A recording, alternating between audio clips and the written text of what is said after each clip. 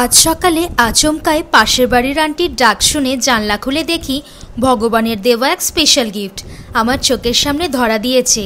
নীলচে রঙের এক অতিকায় সুন্দর ময়ূর আমার সামনে ঘুরে বেড়াচ্ছে। আমার ফিলিংস কিভাবে শেয়ার করব জানি না, তবে এইভাবে ঘর থেকে চোখের সামনে ময়ূরকে দেখে আমার হাত পা কাঁপতে শুরু করে দেয়। ভিডিও ফটো কি আর তুলবো, এই সুন্দর রূপ দেখে আমার মন প্রাণ এক হয়ে শুধুই তাকিয়ে দেখে চলছে। ময়ূর আমার ভীষণ পছন্দের পাখি। এই তো রিসেন্টলি টুয়ার্স ট্যুরেও ময়ূরের ডাক শুনেই তো ঘুম ভাঙত, কি মধুর আওয়াজ তার। তবে এইভাবে বাড়ির মধ্যে ময়ূর গাছে গাছে উড়ে বেড়াচ্ছে, ফল খাচ্ছে, সত্যিই এক আশ্চর্য জিনিস। এতটাই আজ আমি এক্সাইটেড তা আমার মনই জানে। দুর্গাপুর আজ সত্যিই প্রুভ করে দিল সেও ডুয়ার্সের থেকে কম কিছু নয়। সারা জীবন মনে রাখবো দুর্গাপুর সত্যি এভারগ্রিন। চোখে না দেখলে আমি সত্যিই বিশ্বাস হতো কিনা জানি না, পরে খোঁজ নিয়ে জানতে পারলাম দুর্গাপুরের দেউল পার্ক থেকে উড়ে এসেছে এই ময়ূর।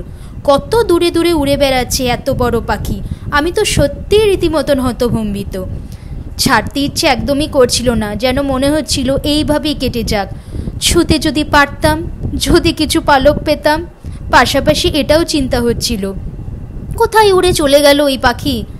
চাই সে নিজের জায়গাতেই ফিরে যাক, যেখানেই যাক সুস্থ থাক, ভালো থাক।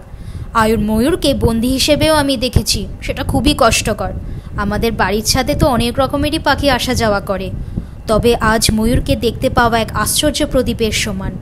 মনে মনে সেও এসে আশীর্বাদ করে গেল আমায় যে সব নেগেটিভিটি দূর করে এবার পজিটিভ আসার সময় আসতে চলেছে।